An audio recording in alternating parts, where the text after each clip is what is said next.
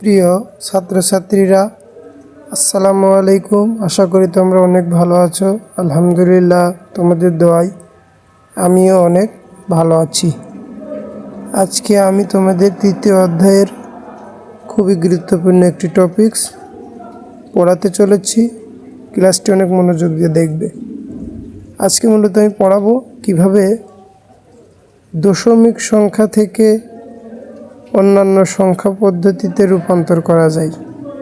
দশমিক থেকে কিভাবে বাইনারি, কিভাবে অক্টাল, কিভাবে হেক্সাডেসিমাল করা যায়, সেগুলোই আমি ধাপে ধাপে তোমাদেরকে শেখাবো। আজকের ক্লাসে মূলত দশমিক থেকে কিভাবে বাইনারি করতে হয় সেটা আমি শেখাবো। পূর্ণ সংখ্যা হলে, অর্থাৎ দশমিক সংখ্যাটি যদি পূর্ণ সংখ্যা হয় তাহলে বেস দিয়ে ভাগ করতে হবে। আর ওই দশমিক সংখ্যাটি যদি ভগ্নাংশ সংখ্যা হয় তাহলে বেস বা ভিত্তি দিয়ে গুণ করতে হবে। তবে পূর্ণ সংখ্যা পরীক্ষায় বেশি থাকে। যাই হোক, পূর্ণ সংখ্যা হলে বেস দিয়ে ভাগ, অর্থাৎ 2 দিয়ে ভাগ করতে হবে। বাইনারির ক্ষেত্রে বাইনারির ভিত্তি যেহেতু 2, সেহেতু 2 দিয়ে ভাগ করতে হবে পূর্ণ সংখ্যা হলে। আর ভগ্নাংশ সংখ্যা হলে বেস অর্থাৎ 2 দিয়ে গুণ করতে হবে। এবং ভাগশেষগুলো পূর্ণ সংখ্যার ক্ষেত্রে নিচের দিক থেকে উপরের দিকে সাজাতে হবে এবং ভগ্নাংশ সংখ্যার ক্ষেত্রে উপরের থেকে নিচের দিকে সাজাতে হবে। অর্থাৎ পূর্ণ সংখ্যা এবং ভগ্নাংশ সংখ্যার ক্ষেত্রে বিপরীত নিয়মে অঙ্ক। অর্থাৎ পূর্ণ সংখ্যার ক্ষেত্রে যেহেতু ভাগ আর ভগ্নাংশ সংখ্যার ক্ষেত্রে গুণ, সেহেতু পূর্ণ সংখ্যার ক্ষেত্রে নিচ থেকে উপরে যেতে হবে ভাগশেষগুলো। নিচের ভাগশেষগুলো মোস্ট সিগনিফিক্যান্ট বিট এবং উপরের ভাগশেষগুলো লেস সিগনিফিক্যান্ট বিট। সেগুলো তোমরা এখনই বুঝতে পারবে। প্রিয় ছাত্রছাত্রীরা, এখন আমি তোমাদেরকে শেখাবো কিভাবে দশমিক সংখ্যা থেকে বাইনারি সংখ্যায় রূপান্তর করা যায়। দেখো, 125 একটি দশমিক সংখ্যা, একে বাইনারিতে রূপান্তর করতে হবে। এখানে একটা বিষয় খেয়াল রাখতে হবে, এই সংখ্যাটি, দশমিক সংখ্যাটি কি পূর্ণ সংখ্যা নাকি ভগ্নাংশ সংখ্যা। 125 নিঃসন্দেহে একটি পূর্ণ সংখ্যা। আর পূর্ণ সংখ্যার ক্ষেত্রে দশমিককে বাইনারি করার নিয়ম হচ্ছে এই বেস দিয়ে বা ভিত্তি দিয়ে ভাগ করতে হবে। বেস বা ভিত্তি দিয়ে ভাগ করতে হবে। তাহলে 125কে আমরা যদি 2 দিয়ে ভাগ করি তাহলে 62 দুগুণ 124 এবং ভাগশেষ থাকে 1। আবারও যদি 2 দিয়ে ভাগ করি তাহলে 31 দুগুণী 62 এবং ভাগশেষ 0। আবারও 2 দিয়ে যদি ভাগ করি তাহলে 15 দুগুণী 30, ভাগশেষ 1। আবারও 2 দিয়ে যদি ভাগ করি তাহলে 7 দুগুণী 14 এবং ভাগশেষ 1। আবারও যদি আমরা 2 দিয়ে ভাগ করি তাহলে 3 দুগুণী 6 এবং ভাগশেষ 1। আবারও 2 দিয়ে ভাগ, 2 1 2 ভাগশেষ 2 1 2 ভাগশেষ 1। আবারও যদি 2 দিয়ে ভাগ করি, 2 তো 1-এর ভিতরে যায় না, অর্থাৎ ভাগ করা যায় না। এক্ষেত্রে 2 1-এর ভিতর যেহেতু যায় না, সেক্ষেত্রে 0 বসবে এবং এই 1 এখানে ভাগশেষ হিসেবে বসে যাবে। এখন আমাদের যেভাবে সাজাতে হবে সেটি হচ্ছে নিচ থেকে উপরে। পূর্ণ সংখ্যার ক্ষেত্রে নিচের দিক থেকে উপরে সাজাতে হবে। নিচের দিকের বিটগুলোকে মোস্ট সিগনিফিক্যান্ট বিট বলে, MSB মোস্ট সিগনিফিক্যান্ট বিট। অর্থাৎ অত্যাধিক গুরুত্বপূর্ণ বিট হচ্ছে এই নিচের বিটগুলো, অর্থাৎ পূর্ণ সংখ্যার ক্ষেত্রে সবসময় কী করতে হবে, নিচে থেকে উপরের দিকে সাজাতে হবে। উপরের বিটগুলোকে বলা হয় লেস সিগনিফিক্যান্ট বিট। এখন আমরা তাহলে সাজিয়ে ফেলি। 125 সংখ্যা সমান 1 1 1, এভাবে সাজাতে হবে। 1 1 1 1 1 0 1 বাইনারি সংখ্যা, এটাই উত্তর। তাহলে কি বুঝলে? দশমিক সংখ্যাকে যদি বাইনারি করতে হয় এবং ওই সংখ্যাটা যদি পূর্ণ সংখ্যা হয় তাহলে ভিত্তি দিয়ে ভাগ করতে হবে। ভাগ করার পরে নিচ থেকে উপরের দিকে সাজাতে হবে ভাগশেষগুলো। এই ভাগশেষগুলো নিচ থেকে উপরে সাজাতে হবে। আশা করি তোমরা বুঝতে পেরেছো।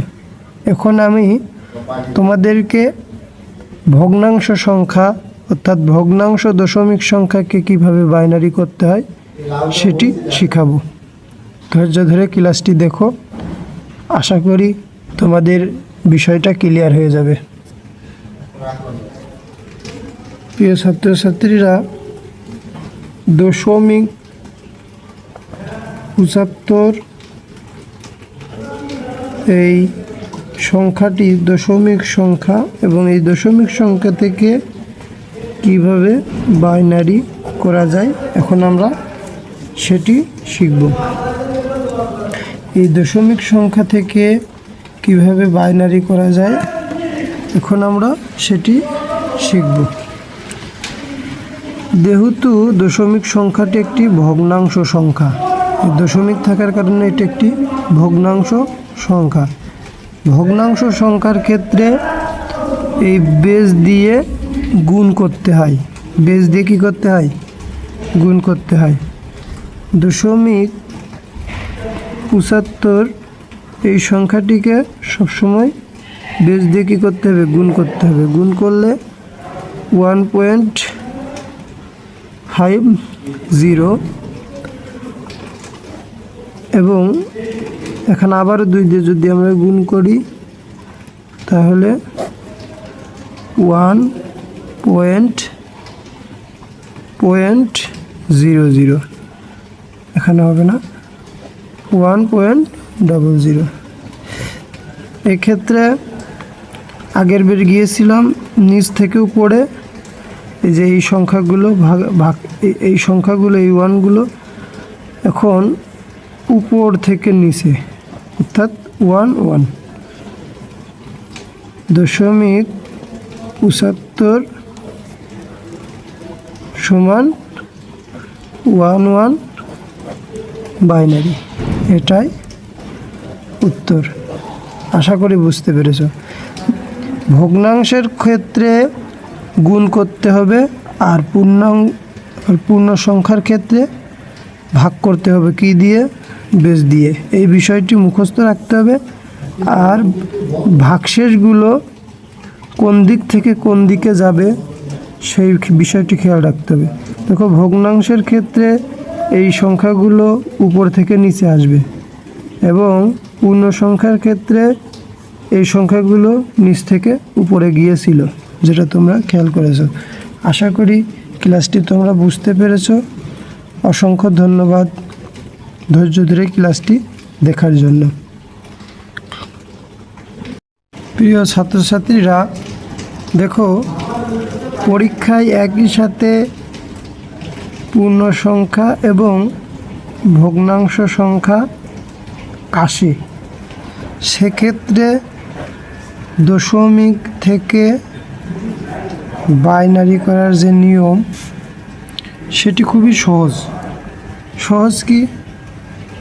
পূর্ণ সংখ্যা যে অংশটুকু আছে সেটি যে নিয়মে আমরা করলাম, অর্থাৎ ভিত্তি দিয়ে ভাগ করে ভাগশেষগুলো নিচ থেকে উপরে সাজাবো। একটা রেজাল্ট পেয়েছিলাম আমরা 125-এর